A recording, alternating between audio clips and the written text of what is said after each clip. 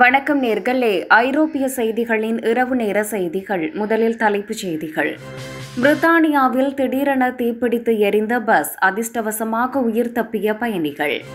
Netherlands புறப்பட்ட விமானம் தரையிறங்கியது, பயணிகள் பலர் காயமடைந்தனர். 25,000க்கும் அதிகமான அகதிகள் பிரான்சிலிருந்து பிரித்தானியா பயணம். பாலஸ்தீனத்துக்கு அங்கீகாரம், பிரான்சுடன் கைகோர்த்த 14 நாடுகள். 309 ட்ரோன்கள், 8 ஏவுகணைகள். உக்ரைன் மீது ரஷ்யா தாக்குதல், 16 பேர் பலி, 155 பேர் காயம். ஊழல் குற்றச்சாட்டு, லிதுவேனியா பிரதமர் திடீர் ராஜினாமா. போர்த்துகல், பல்கேரியா, ஸ்பெயினை அச்சுறுத்தும் காட்டுத்தீ, தீயை அணைக்கும் பணியில் ராணுவம். உக்ரைனில் சர்ச்சைக்குரிய மசோதா திருத்தங்களுடன் நிறைவேற்றம். இனி விரிவான செய்திகள். பிரித்தானியாவில் திடீரென தீப்பிடித்து எரிந்த பஸ், அதிர்ஷ்டவசமாக உயிர் தப்பிய பயணிகள். இங்கிலாந்து தலைநகர் லண்டனில் மாடி பஸ் ஒன்று சென்று கொண்டிருந்தது. போர்ட்லேண்ட் பகுதியில் உள்ள மருத்துவமனை அருகே சென்றபோது அந்த பேருந்து திடீரென தீப்பிடித்தது. இதுகுறித்து தீயணைப்புத் துறைக்கு தகவல் தெரிவிக்கப்பட்டது. அதன் பேரில் அவர்கள் அங்கு சென்று தண்ணீரை பீச்சி அடித்து தீயை அணைத்தனர். முன்னதாக பேருந்தில் இருந்த பயணிகளை அவசரமாக வெளியேற்றினர். இதனால் பெரும் உயிர் சேதம் தவிர்க்கப்பட்டது. மருத்துவமனை அருகே மாடி பஸ் திடீரென தீப்பிடித்து எரிந்தது அந்த பகுதியில் பரபரப்பை ஏற்படுத்தியது. நெதர்லாந்து புறப்பட்ட விமானம் தரையிறங்கியது, பயணிகள் பலர் காயமடைந்தனர். சால்ட் லேக் சிட்டியில் இருந்து ஆம்ஸ்டர்டாம் சென்ற டெல்டா ஏர்லைன்ஸ் விமானம் கடுமையான காலநிலை கொந்தளிப்பை எதிர்கொண்டதால் மினியாபோலிஸில் அவசரமாக தரையிறங்க வேண்டிய கட்டாயம் ஏற்பட்டது. இதனால் 25 பேர் மருத்துவமனையில் அனுமதிக்கப்பட்டதாக விமான நிறுவனம் தாமதமாக தெரிவித்துள்ளது. உள்ளூர் நேரப்படி இரவு 7:25 மணியளவில் மினியாபோலிஸ் செயின்ட் பால் சர்வதேச விமான நிலையத்தில் DL-56 விமானம் பாதுகாப்பாக தரையிறங்கியது. அங்கு துணை மருத்துவர்கள் மற்றும் தீயணைப்பு வீரர்கள் பயணிகளுக்கு உதவினர். வானில் ஏற்பட்ட உலுக்கல் காரணமாக பயணிகள் பலர் காயமடைந்தனர். அவர்களில் 25 பயணிகள் உள்ளூர் மருத்துவமனைகளில் அனுமதிக்கப்பட்டனர். விமானம் புறப்பட சுமார் 40 நிமிடங்களில் கூர்மையான உயர மாற்றத்தை சந்தித்தது. 30 வினாடிகளுக்குள் 1000 அடிக்கு மேல் உயர்ந்து அடுத்த அரை நிமிடத்தில் சுமார் 1350 அடி கீழே இறங்கியது. பின்னர் விமானம் மினியாபோலிஸை நோக்கி திசை திருப்பப்பட்டது. அங்கு சுமார் 90 நிமிடங்கள் கழித்து தரையிறங்கியது. மே 2024 சிங்கப்பூர் ஏர்லைன்ஸ் விமானம் கடுமையான கொந்தளிப்பை சந்தித்ததில் ஒருவர் இறந்ததும் நினைவூட்டத்தக்கது. 25,000க்கும் அதிகமான அகதிகள் பிரான்சிலிருந்து பிரித்தானியா பயணம். இவ்வருட ஆரம்பம் முதல் இதுவரை 25,000க்கும் அதிகமான அகதிகள் பிரான்சிலிருந்து பிரித்தானியா சென்றடைந்துள்ளதாக தெரிவிக்கப்பட்டுள்ளது.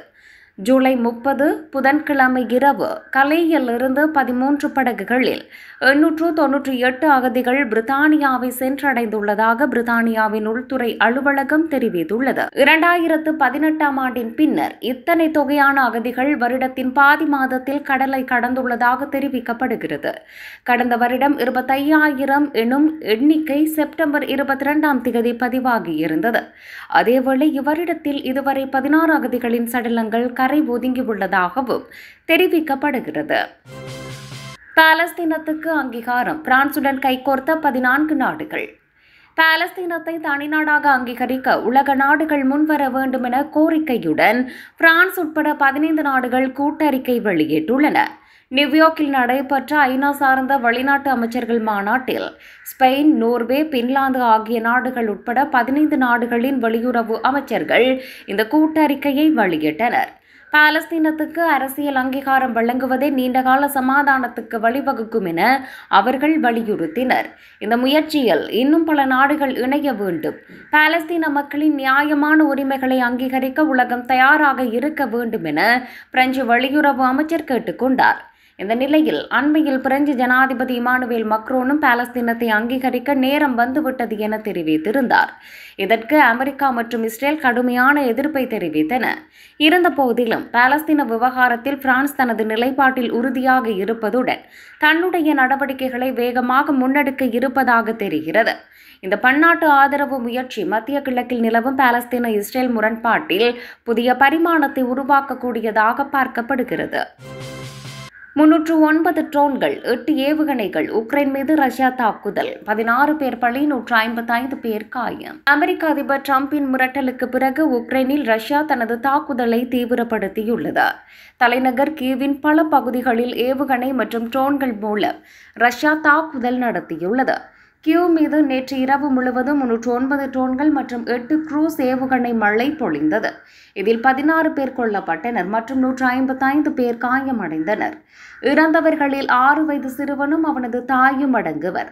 காயமடைந்தவர்களில் 12 குழந்தைகளும் அடங்குவர் என கியூ மேயர் விட்டாலி கிளிச்கோ தெரிவித்தார். இதற்கிடையே டொனஸ்கின் முக்கிய கிழக்கு பகுதியில் உள்ள மலைப்பாங்கான நகரமான சாச்சிவை கைப்பற்றியதாக ரஷ்யா தெரிவித்துள்ளது. ஆகஸ்ட் 8ஆம் தேதிக்குள் போர் நிறுத்தம் செய்யாவிட்டால் ரஷ்யா மீது 100% வரி விதிப்போம் என அமெரிக்க அதிபர் டிரம்ப் ரஷ்ய அதிபர் புட்டினுக்கு இறுதி எச்சரிக்கை விடுத்திருந்தமை குறிப்பிடத்தக்கது. ஊழல் குற்றச்சாட்டு, லிதுவேனிய பிரதமர் திடீர் ராஜினாமா.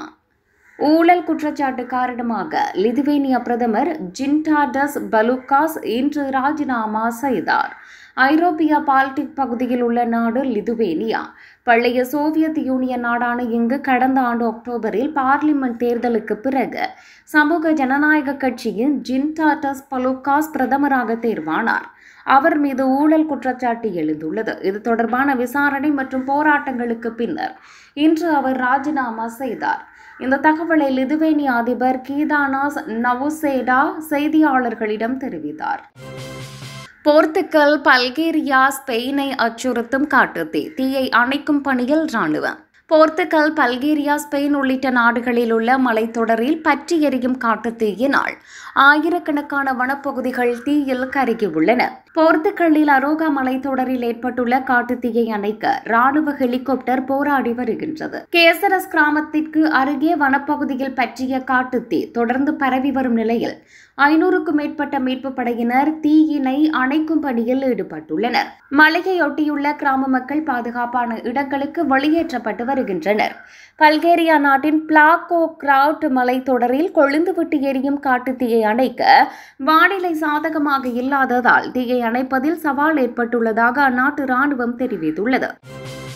உக்ரைனில் சர்ச்சைக்குரிய மசோதா திருத்தங்களுடன் நிறைவேற்றம். உக்ரைனில் சர்ச்சையை எழுப்பியுள்ள ஊழல் தடுப்பு மசோதாவுக்கு எதிராக நாடு முழுவதும் போராட்டங்கள் வெடித்ததை தொடர்ந்து பல திருத்தங்களுடன் அந்த மசோதா நாடாளுமன்றத்தில் நிறைவேற்றப்பட்டது. முன்னதாக அதிபர் வோலோடிமிர் செலன்ஸ்கியால் முன்மொழியப்பட்ட இந்த மசோதா ஊழல் தடுப்பு அமைப்புகளின் சுதந்திரத்தை பறிப்பதாக குற்றச்சாட்டுகள் எழுந்தன.